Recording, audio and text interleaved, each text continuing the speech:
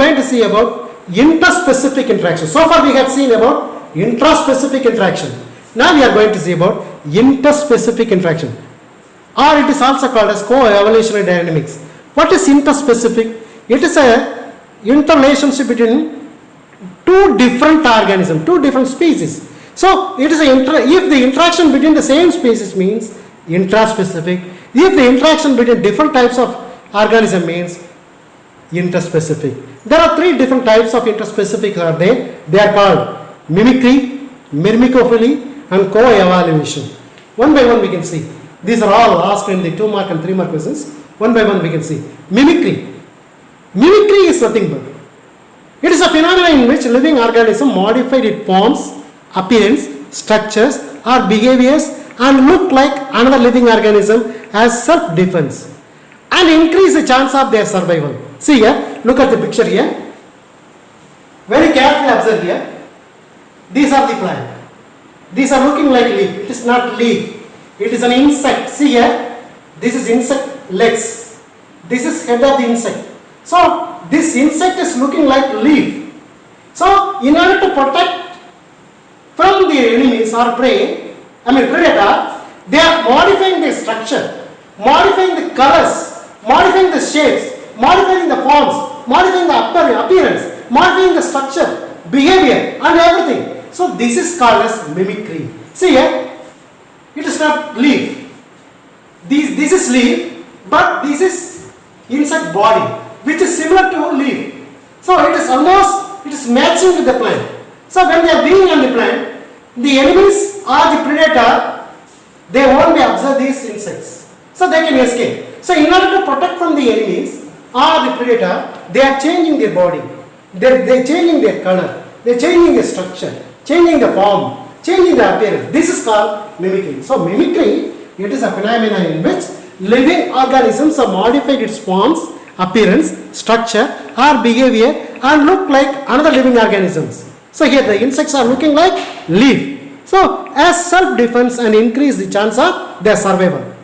Some of the floral mimicry is a usually invited pollinator. That means some of the insects will be looking like flower. That means which can attract the insects, male insects. So they can move towards for the flower. But it is not flower, it is an insect. So floral mimicry is a usually inviting pollinator, but animal mimicry is often protective. So floral mimicry is used for pollination. Animal mimicry will be used for protection for the plants. So mimicry is a result of evolutionary significance due to shape and sudden heritable mutation as well as preservation of natural selection. So these are very good example for mimicry. Next we are going to see about myrmecophily. Myrmecophily means some of the ants. So this is an interaction between ants and trees. How these trees and ants are in interrelationship with each other. So here some of the ants are living on trees like mango, lychee, jamun. Then what happened? These plants are the ants are getting benefited from the plants. They are getting shelter as well as food. Meanwhile, the plants are protecting by themselves from various enemies by the ants. So this is called the interrelationship between ants and trees are called as myrmecophily. Sometimes ants take their shelter on some trees such as mango, lychee, jamun, acacia, etc. These ants act as a bodyguards of the plants against and disturbing agents, and the plants in turn provide food and shelter for these ants. This phenomena is known as myrmecophily. Example, acacia and acacian ants. These are the interrelationship between ants and plants. Next one is co-evolution. Co-evolution is nothing but, so it is an interrelationship between plants and the bird or insect. What is the interrelationship between them? Some of the birds like hummingbird. Hummingbirds are getting nectar or honey from the flower.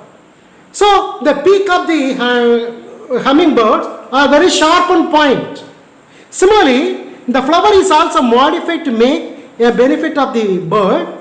Hence, they are having a tube-like corolla. So due to this tube-like corolla, these hummingbirds can able to penetrate its beak into the flower. So they can get the nectar, they can get the honey. So this is the interaction between the hummingbirds and the flower. So this is called co-evolution.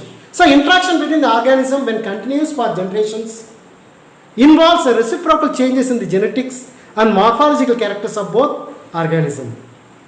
This type is called as evolution, is called as co-evolution.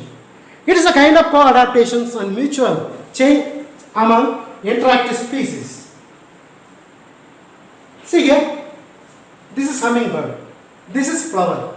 So both are interrelationship with each other.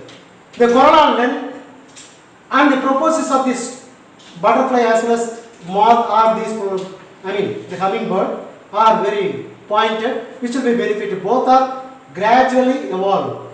Bird's beak shapes and the flower shapes are mutually benefited. So these are some examples for co-evolution. That's all about biotic factors.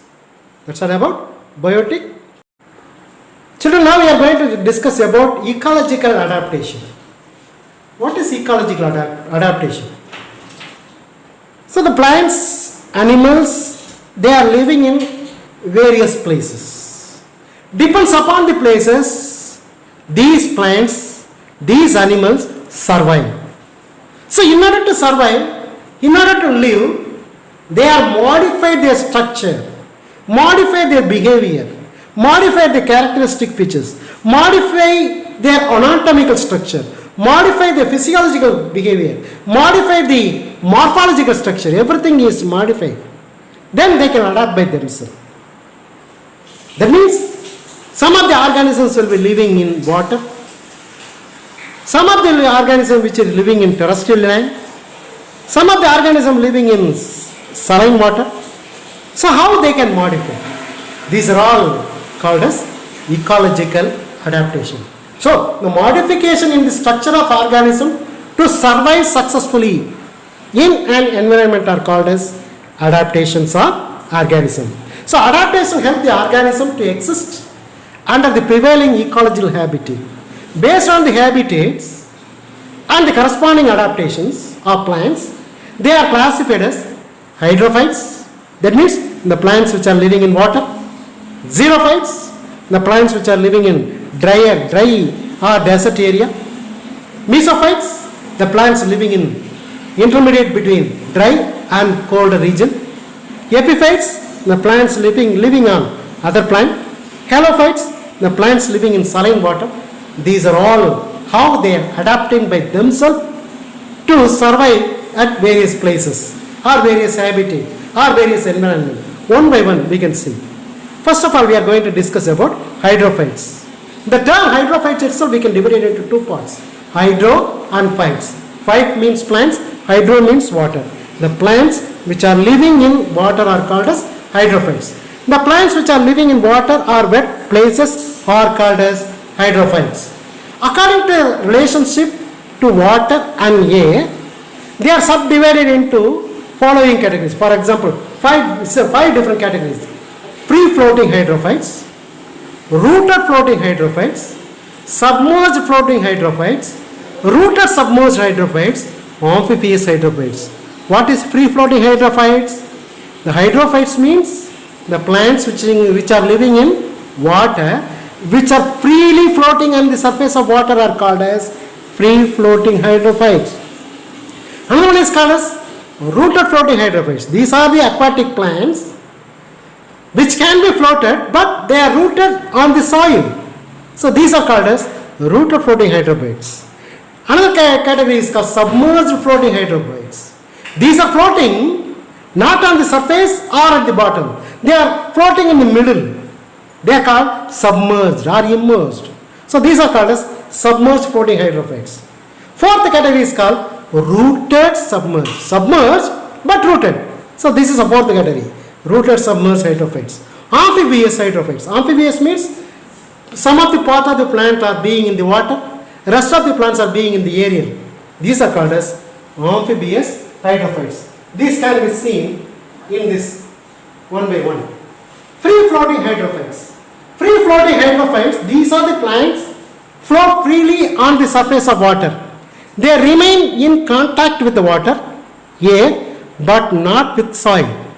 So these are all will be float on the surface of water. Example, Iconia, Ahayatamarai, Pistia, Wolfia. These are all some example. Similarly, rooted floating hydrophytes. In these plants, roots are fixed in the soil, in mud, but the leaves and flowers are floating on the surface of water. You might have seen about lily, lotus. They are called as Nympha, Nymphea, Potamogeton, Marsilia. These are the plants or contact with the soil or water as well as the air. That means the leaves and flowers are floating on the surface of water. The roots are being in mud, are fixed in mud. These are some examples for, lotus or lily are some examples for rooted floating hydrophytes. Next we are going to see about submerged floating hydrophytes. As soon as possible I shall show you diagrammatically or pictorially. Once we shall explain in detail. Submerged floating hydrophytes means these are the plants completely submerged in water. They neither be float on the surface nor be underground. So, not in the contact with the soil as well as in the air. They are being in the middle of the water. Example, Ceratophyllum, Utricularia. The fourth category is called rooted submerged hydrophytes. They are submerged but rooted. So, these plants are completely submerged in water and rooted in soil and not in contact with the air. Example, Hydrilla, Vallisneria, Isitis. These are some examples for rooted submerged hydrophytes. Another fifth category is called Amphibious Hydrophytes. Amphibious means both in water as well as in the air. So these are rooted emergent hydrophytes. These are also called as rooted emergent hydrophytes. These plants are adapted both in aquatic as well as in terrestrial mode of life. So part of the plant are submerged in water, remaining part of the plant are being in air. They grow in shallow water. Example, Ranunculus, Typha, Sagittaria. These are all some example for what do you call amphibious hydrophytes. Other kinds of plants are there. Hygrophytes. So these are the plants which can grow in moist, damp and sandy places are called hygrophytes. So another two more questions. What are hygrophytes? So hygrophytes are plants which can grow in moist, damp, sandy places are called as hygrophytes. Example, Habenaria, various types of mosses, some example for bryophytes. These are comes under hygrophytes. Various morphological adaptation we are going to see. First of all, we shall go through this diagrammatical representation. See here. So these are free floating hydrophytes. These are Pistia, this is Iconia. These are floating on the surface of water. So this is another category. Second category is called as rooted floating hydrophytes. This is Nymphea, Marsilia. So these are example for they are rooted. The soil, the root is on the soil and the surface is on the floating on the surface. Surface of water. Both leaves and flowers are floating on the surface of water. But these are entirely floating on the surface. They never be contact with the soil. So these are the differences between these two. So next category is submerged. So Ceratophyllum and Utricularia. These are neither be float on the surface nor be attached with the soil. These are floating in the middle of the water. These are called as submerged floating hydrophytes. These are called as rooted submerged hydrophytes. This is Vallisneria. This is Hydrilla. So these are plants are rooted, but they are submerged inside the water. They won't become outside the air. So these are rooted submerged hydrophytes. Then rooted emergent hydrophytes. These are part of the plants are being in water, remaining part of the being aerial. So this is Sagittaria. This is Ranunculus. So part of the plants are submerged in water, rest of the part is being in the air. So these are some example for hydrophytes. Now we are going to see one by one. What are the adaptation? Morphological adaptation, anatomical adaptation and physiological adaptations of hydrophytes. Morphological adaptation. What is morphological adaptation? See, in order to survive in water, how the plants are modified their roots, modify their leaves, modify their stems. So these are called morphological. Morphological means external feature or external structure. how their external structure is adapting to survive in water. So in order to living in water, how they are adapting. So roots are totally absent in Wolffia and Salvia.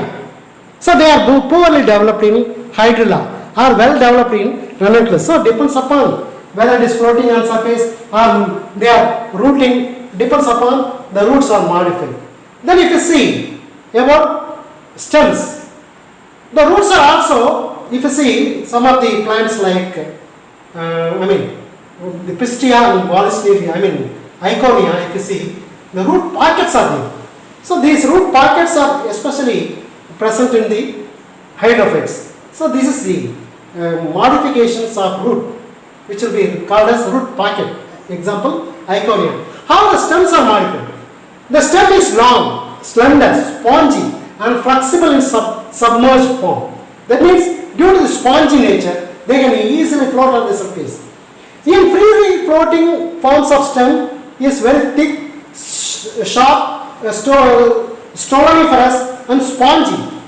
The roots are floating forms. So due to this, they can be able to adapt. So vegetative propagation is thoroughly, through runners, stolon, stem and root cutting, tuber, dormant epices of offset. Through this, they can be able to propagate vegetatively.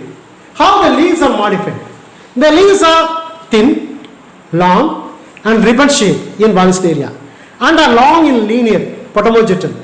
These are floating, they are submerged and they are dissected in pseudophyllum. Pseudophyllums are, leaves are having dissected. Dissected means cleaved or divided. The floating leaves are large. If the leaves are floated, they are being large. If you see lotus leaf, they are very large and broad. So floating leaves are very broad and large. They are flat as well. For example, Nymphea and Melamba. In Iconia and Thrapa, the petioles become swollen. The spongy swollen petiole might be there in Iconia, which will be helping the leaves to float on the surface. Emergence forms. The leaves shows heterophyly. Heterophyly means two different types of leaves. So the part of the plant which are submerged inside the water, they are having one kinds of leaves. If they are being away from the water, they are having different kinds of leaves. So heterophyly, some of the example of Sagittaria, Ranunculus, these are amphibious plants.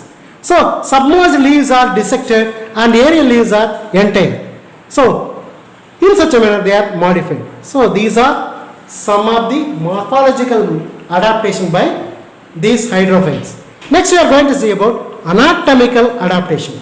See here anatomical structure. You might have studied about anatomy in 11th class syllabus. So the uppermost layer is called epidermis. Just below the epidermis, this is hypodermis.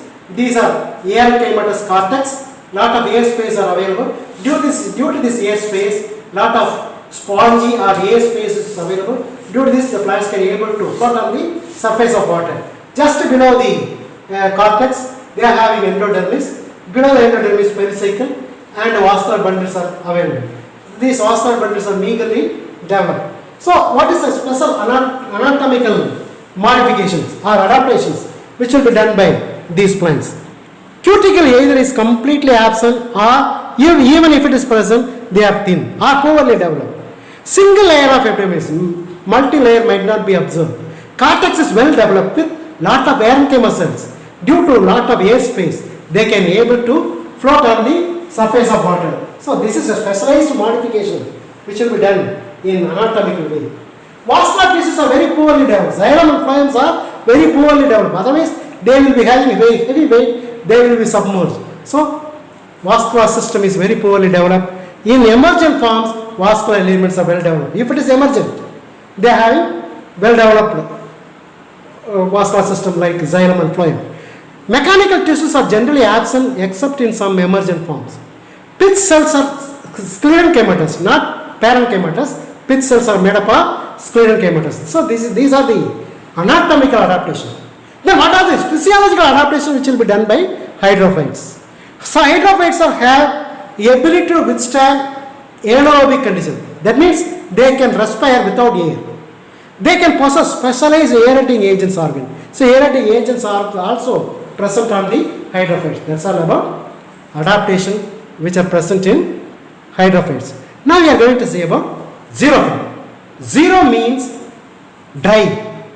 The plants which are living in dry area are called as xerophyte. The plants which are living in dry or xeric conditions are known as xerophyte. So xerophytic habitat can be divided into two different types. They are namely physical dryness, physiological dryness. What is meant by physical dryness? They are dry due to non-availability of water or less amount of water might be available. So water scarcity, this is originally dryness. What is physiological dryness? That means water is available but that water is unable to absorb in the plant. So this is called as physiological dryness. So there are two types of dryness. One is physical dryness, another one is physiological dryness. Physical dryness is nothing but in this habitat soil has little amount of water due to inability of soil to hold water because of low rainfall. What is physiological dryness? In this habitat water is sufficiently present but plants are unable to absorb. It is because of absence of capillary space or due to salty water or due to acidic soil. So example, plant is living in salty and acidic soil. So based on adaptive characters, xerophytes are further classified into three different categories. They are ephemerals, succulents, non-succulents. So on the basis of adaptive characters, xerophytes are classified into three major kinds. They are called as ephemerals, succulents, non-succulents. Ephemerals means they will be disappear. That means they are drought escapers or drought evaders. Succulent means they are enduring plants. They are fleshy. So to protect against the dryness by fleshy, like aloe vera, opuntia, these the leaves are having fleshy. These are called as succulent. Non-succulent means the leaves are very dry. They are called as non-succulents. One by one we can see. First of all, we can see about ephemerals. These are also called as drought escapers or drought evaders. So these plants complete their life cycle within a short period of time, within 1 or 2 months itself. So these are not true xerophyte. They are escaping. Ephemerals means they will be disappear. Only a certain period they can survive. Afterwards they will be disappear. Argemone. So this is argemone plant. You might have seen in our area. So the leaves are looking like thorny leaves, yellow color flower. Fruits are also spiny or thorny. So the plant complete their life cycle within a short span of time. Mollugo, another type of plant. Tribulus, Tephrosia, these are all. Tephrosia means Kolinji. These are all some example for ephemerals. They are short living. So in order to escape the dryness. Another type of plants are called as succulent. Succulent means they are having fleshy. So these are also called as drought enduring plants. These plants store water in their plant pots during dry period. These plants develop certain adaptive characters to resist extreme drought conditions. Example, opuntia, chapati kali, aloe vera, breville, begonia. So these are all some examples for succulent plant. Now we are going to see about another type which are called as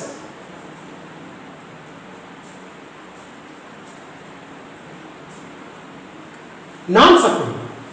So these are example for succulent, aloe vera. These are having fleshy leaves. But these are example for non-succulent. Ziziphus means yalandai. You might have seen about yalanda plant. So this is called Ziziphus ziziphus. So these are having thorny. So these are non-succulent. These are succulent. Succulent means the leaves are having fleshy. They can be able to store water in the leaves, stem and these pods. Non-succulent, they cannot be able to store the water, but they are being true dry plant, true xerophytic plant. So these are also called as drought resistant plant or true xerophytic plant. They face both external and internal dryness. They have many adaptations to resist against dry conditions. Example, Casuarina. Casuarina means Sauku. Nerium. Needy means what do you call? Arali, Savarali, Arali. Zizibus means Yelandai. Acacia, Karivel, Katu Karivel. So how they are adapting against these dry conditions? How the morphological adaptation, how the root stems are modified themselves against the morphological structural modification.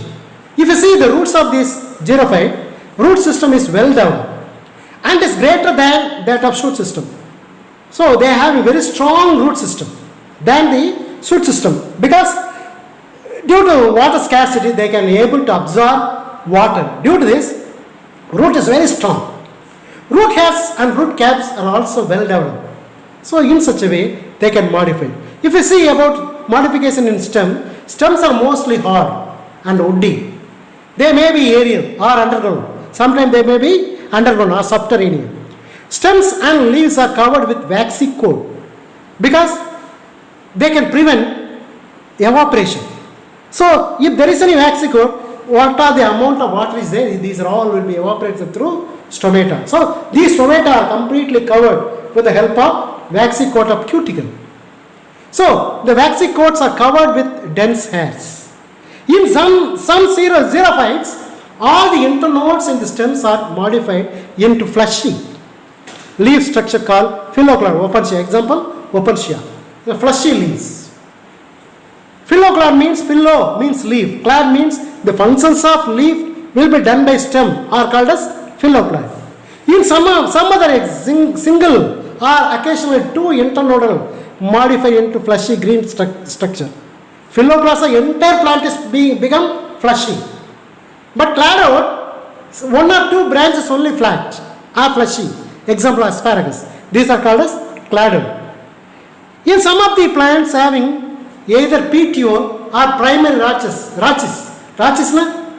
it is being in the middle. Veins are called as primary rachis. Either the primary rachis or petiole become fleshy. These are called as phyllo. So three different category: phyllocolor, cladode, phyllo. Phyllocolor means the function of leaf which will be done by stem. That means stem is modified to become like a leaf.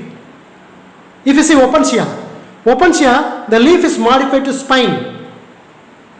The leaves are modified to thorn or spine.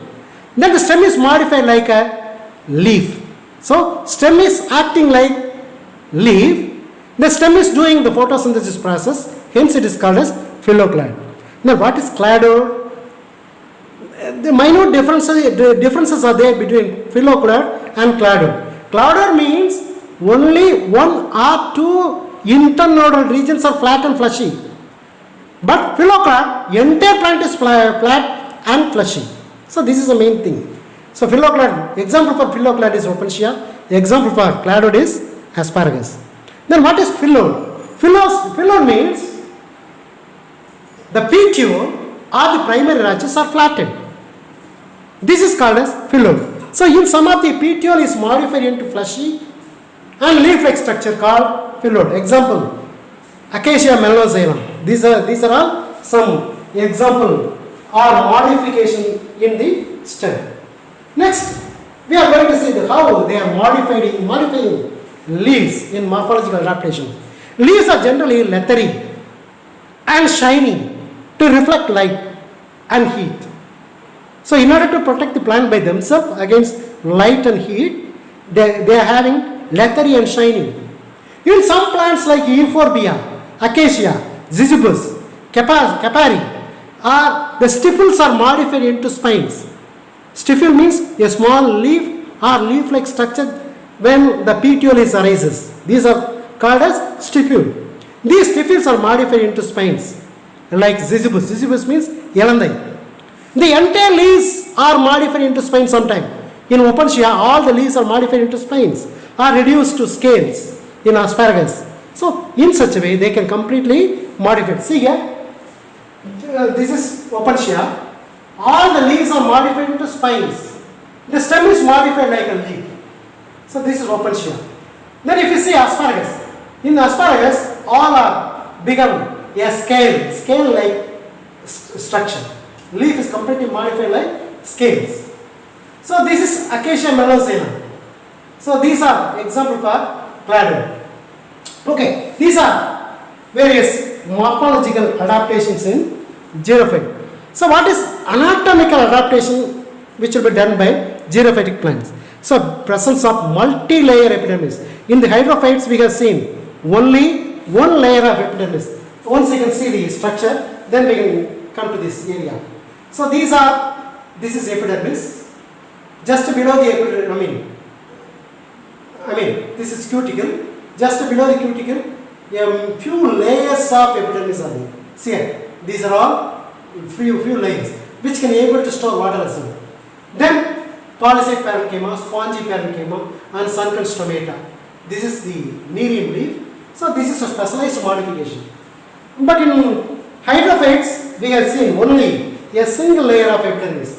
But in xerophytes they are having multi-layer of epidermis. The presence of multi-layer epidermis with heavy cuticle to present water loss due to transpiration. Hypodermis is well developed with sclerenchymatous tissue.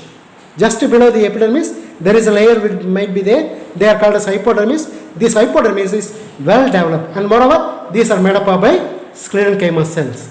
Sunken shaped stomata. Stomata is sunken. That means they are having incurve inside. Lot of hairy appendages might be present inside. They are called as sunken stomata. So sunken shaped stomata are present only in lower epidermis, not in upper epidermis. With lot of hairs in the sunken pits. Then scrotal active types of stomata found in succulent plants. Succulent plants are having very light scrotal activity of stomata. Vascular bundles are well developed with several layers of bundle sheath are also present in xerophytic plants to adapt by themselves. Mesophils is well differentiated into polycyte parenchyma and spongy parenchyma. In succulent means spongy, fleshy. The stem is possess water storage region. Then how they are physiologically adapted? Most of the physiological processes are designed to reduce transpiration. So transpiration rate is reduced by themselves. In order to that they can modify.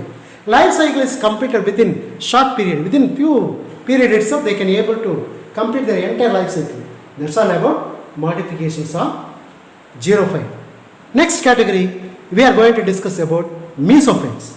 What do you mean? What is mean by mesophate? The plants which are living in moderate condition, neither too wet nor too dry, are known as mesophate. These are common land plant. Example, maize, hibiscus. So what are the morphological adaptation? Root systems are well developed with root caps and root hairs are present. Then the stems are generally aerial, stout and highly branched. Leaves are generally large, broad leaves with different shapes. Then what are the special types of anatomy? Anatomical adaptation.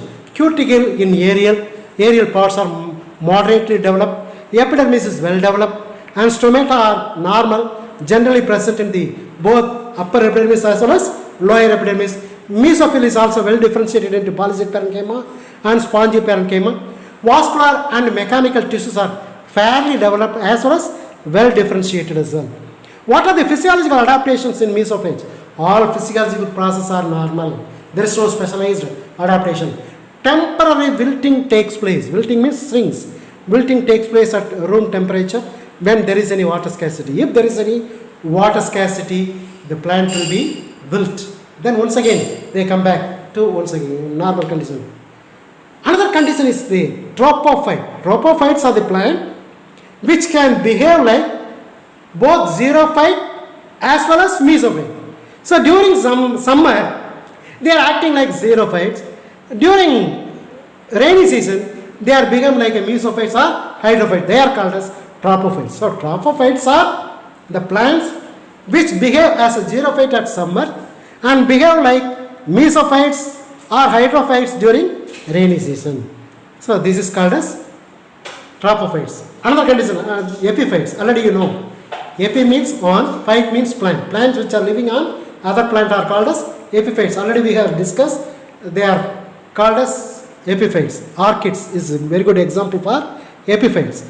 Epiphytes are the plants which grow are perched on the other plants, supporting plant. They are supporting plants only as a shelter and not for water or food supply.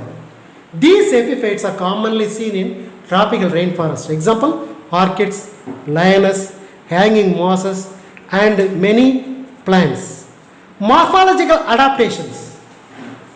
What are the morphological adaptations for epiphytes? Root system is extensively developed. These roots may be two types.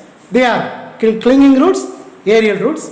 Clinging roots fix the epiphytic plants firmly on the surface of the supporting plant. Then aerial roots, which are green color, they are having velamen tissue, spongy tissue, which can be able to absorb the moisture and water from the rain. So this is a special adaptation by the epiphytes. Stems of some epiphytes are succulent and develop pseudobulbs or tuber, maybe arises. Generally, the leaves are lesser in number and are maybe fleshy and leathery. Myrmecophily, already we had discussed, is a common occurrence of epiphytic vegetation to prevent the predators. The fruits and seeds are very small and usually dispersed by wind, insect and birds.